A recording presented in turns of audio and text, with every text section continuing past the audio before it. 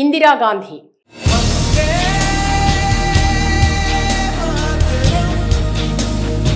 ప్రపంచ శక్తివంతమైన మహిళ, భారతదేశపు మొదటి ఏకైక మహిళా ప్రధానమంత్రి, దేశ మొదటి ప్రధాని పండిట్ జవహర్లాల్ నెహ్రూ కుమార్తె. అంతర్జాతీయంగా ఆమె బలమైన ఉనికి భారతదేశం యొక్క స్థానాన్ని అభివృద్ధి చెందుతున్న ప్రపంచ సూపర్ పవర్గా అభివృద్ధి చేయడానికి సహాయపడింది. ఆమె పదవీ కాలంలో ఆమెను చాలా మంది the iron lady of India అని పిలిచేవారు. అంటే అర్థం చేసుకోవచ్చు ఆమె ఎలాంటి నాయకత్వాన్ని చూపించిందో. ముఖ్యంగా 1971 ఇండో పాకిస్తాన్ యుద్ధంలో భారతదేశాన్ని విజయ పదంలో నడిపించిన ధీశాలి ఇందిరా. చాలా మంది రాజకీయ నాయకులచే దేవతగా ప్రశంసలు అందుకున్నటువంటి ఇందిరాగాంధీ జీవిత ప్రయాణ విశేషాలు ఒకసారి పూర్తిగా తెలుసుకుందాం.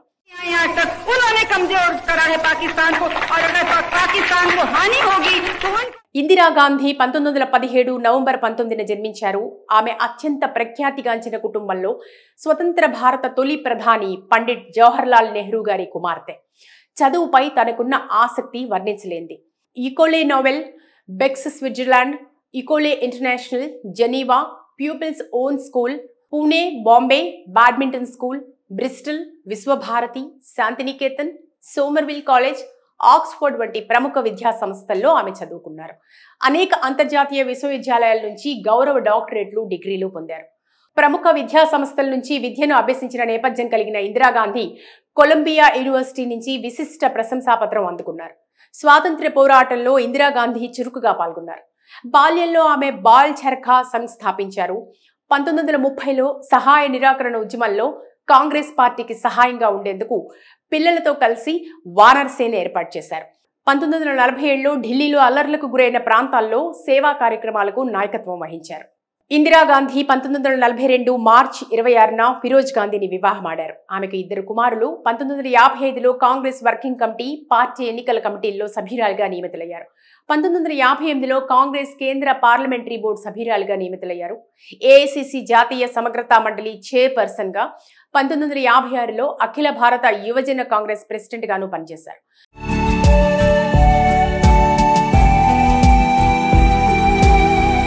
1959లో భారత జాతీయ కాంగ్రెస్ అధ్యక్ష పదవిని చేపట్టి 1960 వరకు ఆ పదవిలో కొనసాగారు. 1978లో మళ్లీ అదే పదవిని చేపట్టారు. 1964 నుంచి 1966 వరకు సమాచార ప్రసార శాఖ మంత్రిగా ఉన్నారు. 1966 జనవరి నుంచి 1977 మార్చి వరకు భారత అత్యున్నత ప్రధానమంత్రి పదవిని అలంకరించారు. ఇదే కాలంలో 1967 సెప్టెంబర్ నుంచి 1977 మార్చి వరకు అణు ఇంధన శాఖ మంత్రిగా పనిచేశారు. 1967 సెప్టెంబర్ 5 నుంచి 1969 ఫిబ్రవరి 14 వరకు విదేశీ వ్యవహారాల మంత్రిగా అదనపు బాధ్యతలు నిర్వహించారు. 1970 జూన్ నుంచి 1973 నవంబర్ వరకు హోం మంత్రిత్వ శాఖకు నాయకత్వం వహించారు. 1972 జూన్ నుంచి 1977 మార్చి వరకు అంతరిక్ష వ్యవహారాల మంత్రిగా పనిచేశారు. 1980 జనవరి నుంచి ప్రణాళికా సంఘం చైర్పర్సన్ గా వ్యవహరించారు. 1980 జనవరి 14న మళ్లీ ప్రధానమంత్రి పదవిని చేపట్టారు. పెద్ద పెద్ద సంఘాలు, సంస్థలతో శ్రీమతి ఇందిరాగాంధీకి సంబంధం ఉంది. Kamala Nehru Memorial Hospital, Gandhi Smarak Nidhi, Kasturba Gandhi Memorial Trust తో ఆమెకు సంబంధం ఉంది. స్వరాజ్ భవన్ ట్రస్ట్ కు చైర్పర్సన్ గా పనిచేశారు. 1950లో Bal Sahyog, Bal Bhavan Board, Children National Museum కార్యకలాపాల్లో చురుగ్గా పాల్గొన్నారు. అలహాబాద్ కమలా నెహ్రూ విద్యాలయాన్ని ప్రారంభించారు. 1966-77 మధ్య Jawaharlal Nehru university, north eastern వంటి కొన్ని పెద్ద సంస్థలతో కలిసి పనిచేశారు. ఢిల్లీ యూనివర్సిటీ కోర్టు సభ్యురాలుగాను, యునెస్కోకు భారత ప్రతినిధి వర్గం సభ్యురాలుగాను, 1960-64లో యునెస్కో కార్యవర్గ మండలి సభ్యురాలుగాను, 1962లో నేషనల్ డిఫెన్స్ కాలేజ్ సభ్యురాలుగాను వ్యవహరించారు. సంగీత నాటక అకాడమీ, జాతీయ సమగ్రతా మండలి, హిమాలయ పర్వతారోహణ సంస్థ, దక్షిణ భారత హిందీ ప్రచార సభ, Nehru memorial museum, library, society.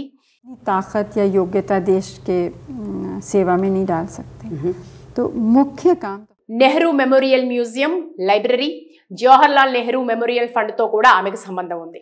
1964 ఆగస్టులో రాజ్యసభకు ఎన్నికైన శ్రీమతి ఇందిరాగాంధీ 1967 ఫిబ్రవరి వరకు పనిచేశారు. 4, 5, 6 లోక్సభల్లో ఆమె సభ్యురాలుగా ఉన్నారు. 1980లో లోక్సభకు ఆమె రాయ్బరేలీ, మెదక్ నుంచి ఎన్నికయ్యారు. తర్వాత మెదక్ స్థానాన్ని ఉంచుకుని రాయ్బరేలీ స్థానాన్ని వదులుకున్నారు. 1967-77లోనూ తిరిగి 1980లోనూ కాంగ్రెస్ పార్లమెంటరీ పార్టీ నేతగా ఎన్నికయ్యారు. విభిన్నమైన విస్తృత అంశాల పట్ల ఆసక్తి కలిగిన ఇందిరాగాంధీ జీవితం పట్ల సమగ్ర దృక్పథం కలిగి ఉండేవారు. కార్యకలాపాలు వివిధ రకాల ఆసక్తులను వేరువేరుగా కాక మొత్తంగా రంగరించి ఆచరించడంలో తనదైన ప్రత్యేకతను ఇందిరాగాంధీ చాటుకున్నారు. శ్రీమతి ఇందిరాగాంధీ ఎన్నో విజయాలు అందుకున్నారు. 1972లో భారతరత్న పురస్కారాన్ని స్వీకరించారు. Mexican academy award for liberation of Bangladesh, FAO 2వ వార్షిక మెడల్ 1973లో, నగరీ ప్రచారిణి సభకు చెందిన సాహిత్య వాచస్పతి అవార్డును అందుకున్నారు. అలాగే అమెరికాకు చెందిన మదర్స్ అవార్డును స్వీకరించారు. దౌత్యవేత్తగా అందించిన సేవలకు గాను ఇజబెల్లా డి ఎస్టే అవార్డ్ ఆఫ్ ఇటలీని, ఏల్ యూనివర్సిటీకి చెందిన హాలండ్ మెమోరియల్ ప్రైజ్ ను అందుకున్నారు. 1967, 68 సంవత్సరాల్లో వరుసగా 2 సార్లు French institute of public opinion సర్వేలో అత్యంత అభిమాన మహిళగా అవార్డు అందుకున్నారు. 1971 అమెరికాలోని ప్రత్యేక గ్యాలప్ పోల్ సర్వేలో ప్రపంచ అత్యంత అభిమాన నేతగా గౌరవం అందుకున్నారు. జంతు సంరక్షణకు చేసిన కృషికి గాను 1971లో అర్జెంటీనా సొసైటీ ఆమెకు గౌరవ డిప్లొమా ప్రదానం చేసింది. ఇందిరాగాంధీ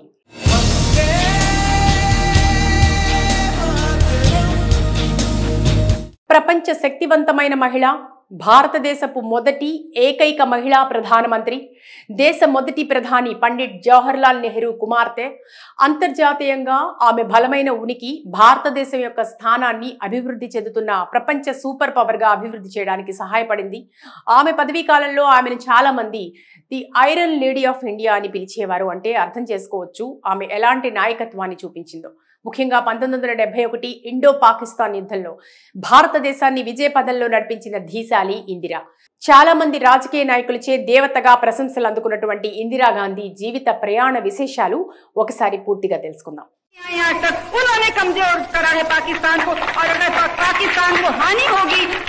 ఇందిరాగాంధీ 1917 నవంబర్ 19న జన్మించారు. ఆమె అత్యంత ప్రఖ్యాతిగాంచిన కుటుంబంలో స్వతంత్ర భారత తొలి ప్రధాని పండిట్ జవహర్లాల్ నెహ్రూ గారి కుమార్తె. చదువుపై తనకున్న ఆసక్తి వర్ణించలేంది. Ecole Nouvelle, Bex Switzerland, Ecole International, Geneva, Pupils Own School, Pune, Bombay Badminton School, Bristol, Visvabharati, Santiniketan, Somerville College, Oxford వంటి ప్రముఖ విద్యా సంస్థల్లో ఆమె చదువుకున్నారు.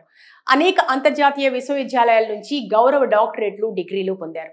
ప్రముఖ విద్యా సంస్థల నుంచి విద్యను అభ్యసించిన నేపథ్యం కలిగిన ఇందిరాగాంధీ కొలంబియా యూనివర్సిటీ నుంచి విశిష్ట ప్రశంసాపత్రం అందుకున్నారు.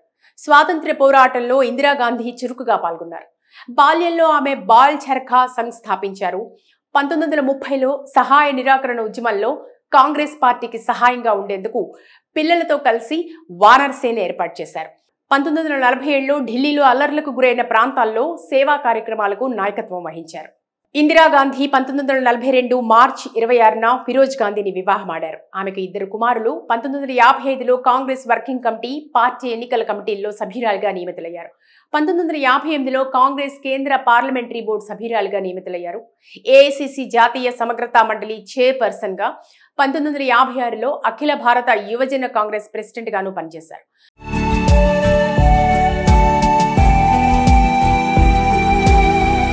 1959లో భారత జాతీయ కాంగ్రెస్ అధ్యక్ష పదవిని చేపట్టి 1960 వరకు ఆ పదవిలో కొనసాగారు. 1978లో మళ్లీ అదే పదవిని చేపట్టారు. 1964 నుంచి 1966 వరకు సమాచార ప్రసార శాఖ మంత్రిగా ఉన్నారు. 1966 జనవరి నుంచి 1977 మార్చి వరకు భారత అత్యున్నత ప్రధానమంత్రి పదవిని అలంకరించారు. ఇదే కాలంలో 1967 సెప్టెంబర్ నుంచి 1977 మార్చి వరకు అణు ఇంధన శాఖ మంత్రిగా పనిచేశారు. 1967 సెప్టెంబర్ 5 నుంచి 1969 ఫిబ్రవరి 14 వరకు విదేశీ వ్యవహారాల మంత్రిగా అదనపు బాధ్యతలు నిర్వహించారు. 1970 జూన్ నుంచి 1973 నవంబర్ వరకు హోం మంత్రిత్వ శాఖకు నాయకత్వం వహించారు. 1972 జూన్ నుంచి 1977 మార్చి వరకు అంతరిక్ష వ్యవహారాల మంత్రిగా పనిచేశారు. 1980 జనవరి నుంచి ప్రణాళికా సంఘం చైర్పర్సన్ గా వ్యవహరించారు. 1980 జనవరి 14న మళ్లీ ప్రధానమంత్రి పదవిని చేపట్టారు. పెద్ద పెద్ద సంఘాలు, సంస్థలతో శ్రీమతి ఇందిరాగాంధీకి సంబంధం ఉంది. Kamala Nehru Memorial Hospital, Gandhi Smarak Nidhi, Kasturba Gandhi Memorial Trust తో ఆమెకు సంబంధం ఉంది. స్వరాజ్ భవన్ ట్రస్ట్ కు చైర్పర్సన్ గా పనిచేశారు. 1950లో Bal Sahyog, Bal Bhavan Board, Children National Museum కార్యకలాపాల్లో చురుగ్గా పాల్గొన్నారు. అలహాబాద్ కమలా నెహ్రూ విద్యాలయాన్ని ప్రారంభించారు. 1966-77 మధ్య Jawaharlal Nehru university, north eastern వంటి కొన్ని పెద్ద సంస్థలతో కలిసి పనిచేశారు. ఢిల్లీ యూనివర్సిటీ కోర్టు సభ్యురాలుగాను, యునెస్కోకు భారత ప్రతినిధివర్గం సభ్యురాలుగాను, 1960-64లో యునెస్కో కార్యవర్గ మండలి సభ్యురాలుగాను, 1962లో నేషనల్ డిఫెన్స్ కాలేజ్ సభ్యురాలుగాను వ్యవహరించారు. సంగీత నాటక అకాడమీ, జాతీయ సమగ్రతా మండలి, హిమాలయ పర్వతారోహణ సంస్థ, దక్షిణ భారత హిందీ ప్రచార సభ, Nehru memorial museum, library society. ताकत या योग्यता देश के सेवा में नहीं डाल सकते, तो मुख्य काम Nehru memorial museum, library, Jawaharlal Nehru memorial fund తో కూడా ఆమెకు సంబంధం ఉంది. 1964 ఆగస్టులో రాజ్యసభకు ఎన్నికైన శ్రీమతి ఇందిరాగాంధీ 1967 ఫిబ్రవరి వరకు పనిచేశారు. 4, 5, 6 లోక్సభల్లో ఆమె సభ్యురాలుగా ఉన్నారు. 1980లో లోక్సభకు ఆమె రాయ్బరేలీ, మెదక్ నుంచి ఎన్నికయ్యారు. తర్వాత మెదక్ స్థానాన్ని ఉంచుకుని రాయ్బరేలీ స్థానాన్ని వదులుకున్నారు. 1967-77లోనూ తిరిగి 1980లోనూ కాంగ్రెస్ పార్లమెంటరీ పార్టీ నేతగా ఎన్నికయ్యారు. విభిన్నమైన విస్తృత అంశాల పట్ల ఆసక్తి కలిగిన ఇందిరాగాంధీ జీవితం పట్ల సమగ్ర దృక్పథం కలిగి ఉండేవారు. కార్యకలాపాలు, వివిధ రకాల ఆసక్తులను వేరువేరుగా కాక మొత్తంగా రంగరించి ఆచరించడంలో తనదైన ప్రత్యేకతను ఇందిరాగాంధీ చాటుకున్నారు. శ్రీమతి ఇందిరాగాంధీ ఎన్నో విజయాలు అందుకున్నారు. 1972లో భారతరత్న పురస్కారాన్ని స్వీకరించారు. Mexican academy award for liberation of Bangladesh, FAO 2వ వార్షిక మెడల్ 1973లో, నగరీ ప్రచారిణి సభకు చెందిన సాహిత్య వాచస్పతి అవార్డును అందుకున్నారు. అలాగే అమెరికాకు చెందిన మదర్స్ అవార్డును స్వీకరించారు. దౌత్యవేత్తగా అందించిన సేవలకు గాను ఇజబెల్లా డి ఎస్టే అవార్డ్ ఆఫ్ ఇటలీని, ఏల్ యూనివర్సిటీకి చెందిన హాలండ్ మెమోరియల్ ప్రైజ్ను అందుకున్నారు. 1967, 68 సంవత్సరాల్లో వరుసగా 2 సార్లు French institute of public opinion సర్వేలో అత్యంత అభిమాన మహిళగా అవార్డు అందుకున్నారు. 1971 అమెరికాలోని ప్రత్యేక గ్యాలప్ పోల్ సర్వేలో ప్రపంచ అత్యంత అభిమాన నేతగా గౌరవం అందుకున్నారు. జంతు సంరక్షణకు చేసిన కృషికి గాను 1971లో అర్జెంటీనా సొసైటీ ఆమెకు గౌరవ డిప్లొమా ప్రదానం చేసింది.